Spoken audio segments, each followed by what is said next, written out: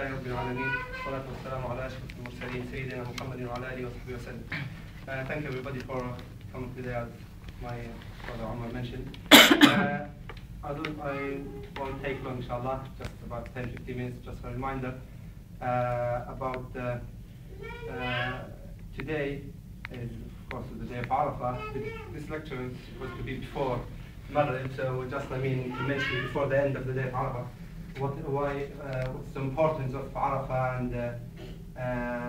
and how should we deal with it. Because it's the important day of Hajj, I just want to talk about some memories of Hajj and how can we learn lessons from these memories, and represent it in our daily life, inshallah. In a brief. Of course, Hajj is the fifth pillar, as all of us know. It is obligatory for people to do once in their whole life if they afford it. As Abu Hurairah recorded in Sahih Muslim, that the Prophet ﷺ addressed them once and said, "Oh people, Allah has made Hajj obligatory for you, so perform Hajj." Thereupon a person, one of the companions, asked the Prophet ﷺ, "Is it to be performed every year?" The Prophet ﷺ didn't answer, and the man repeated the question 3 times.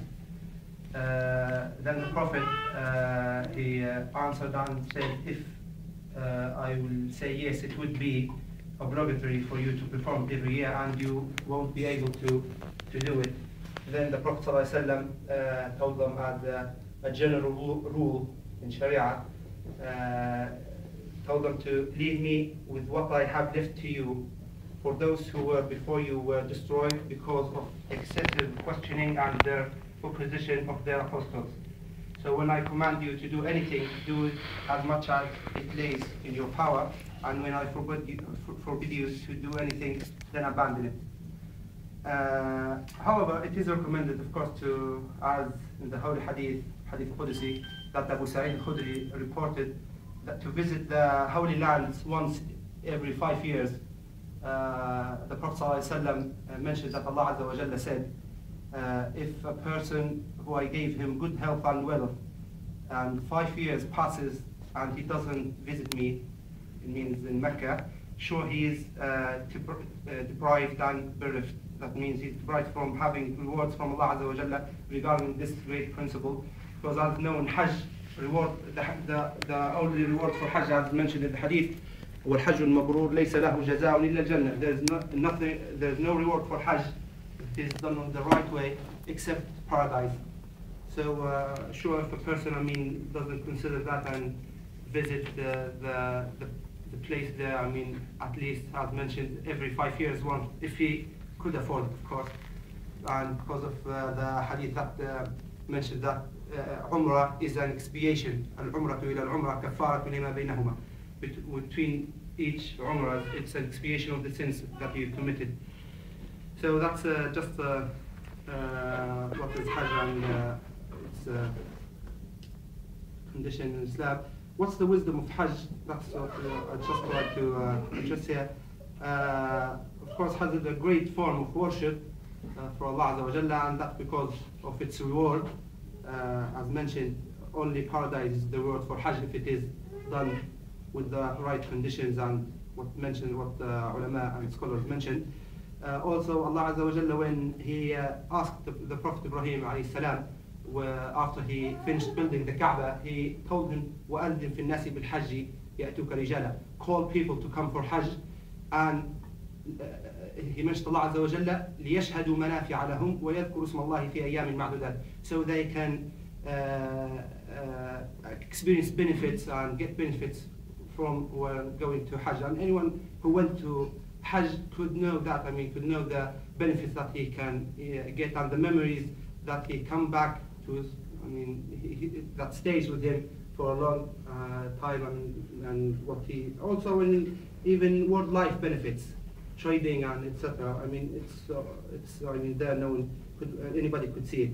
So one of the some memories of the Hajj and the benefits that we can get from the Hajj. The first one, of course, it's when Allah Azza wa Jalla asked Ibrahim to to call people. I mean, if you go to Hajj, that means that Allah Azza wa Jalla has chosen you to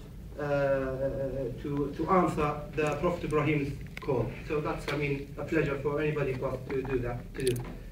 Moreover, I mean, we can think that we can learn from Hajj and the scenes there in Hajj.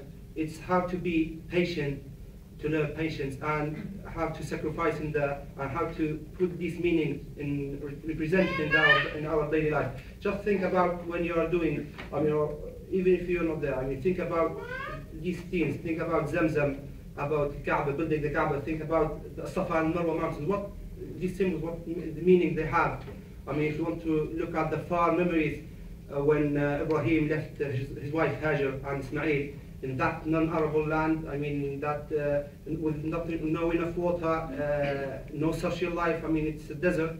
He left them there because he sacrificed, because he knew it was an order from Allah Azza wa Jalla, and his wife Hajar, because she believed in him, she sacrificed for that. I mean, she knew that Ibrahim didn't left them just, I mean, for his favor. He left them because it is an order from Allah Azza wa Jalla. Allah Azza wa Jalla knows that it will be things later will come. And how Hajar, I mean, suffered and went looking for water. And the end of the story, I think most of us know, until Zamzam was running underneath the feet of Ismail alayhi salam. So also, that's the far memories. We can look at the close memories for the Prophet ﷺ and his companions, what they suffered in that land. I mean, maybe our brothers in Saudi Arabia know the place, how it is, I mean, hot, how it is hard to deal with. I mean, it's mountains, rocks, everything. It's not, I mean, suitable for living easy. I mean, easy living. And how they sacrifice to fulfill their mission and their task, what Allah Azza wa Jalla ordered them.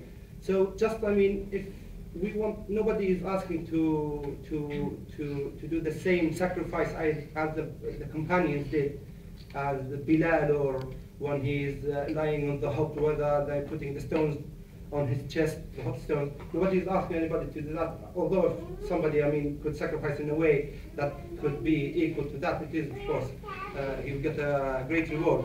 But I mean, everybody could offer a sacrifice that he could, I mean, help to improve his community, help in da'wah fi sabilillah. Just give some time. I mean, sometimes some communities are lack of, I mean, just some, let's say, techniques, some things, some person to help for simple things. So that is how to sacrifice, I mean, the daily life. Also, one of the important things, how to sacrifice against our, I mean, desires and wishes. I mean, we are all men, kind of, I mean, and sometimes we desire something that is against Sharia. But here, I mean, you have to improve. I mean, that you are sacrificing for the sake of Allah Azza wa Jalla, and stop your desire that is against the Sharia, and not going through that thing that is not, it's forbidden. Well, last week, a friend is telling me about the advertisement about Al-Eid. He mentioned that they are talking about Ibrahim and his sacrifice when he wanted to slaughter his son. The order came from Allah Azza wa Jalla as a vision, and so on. And when the advertisement finished the story, they mentioned that we're going to have a party on Eid, and at the bottom there will be a wine bar, and so on, so on, so on. So I mean, look, I mean, it's strange. I mean, they are talking about sacrifice, but at the same time they are not, I mean, dealing with it, I mean, according to Sharia. And I mean, they are doing what they want. Even, I mean, they should sacrifice, I mean, their desire. So just, I mean, the example, of course.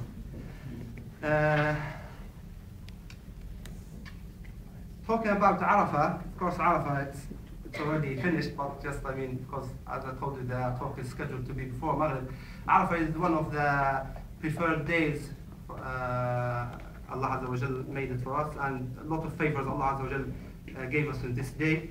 When Allah Azza wa Jal frees in this day people, I mean, as الحديث ما من يوم أكثر من أن يعتق الله في عبد من النار من يوم عرفة. There is no such day that Allah Azza wa Jalla may free from the hellfire as Arafah day, and that's because the mercy that descends from God, from Allah Azza wa Jalla, and Allah Azza wa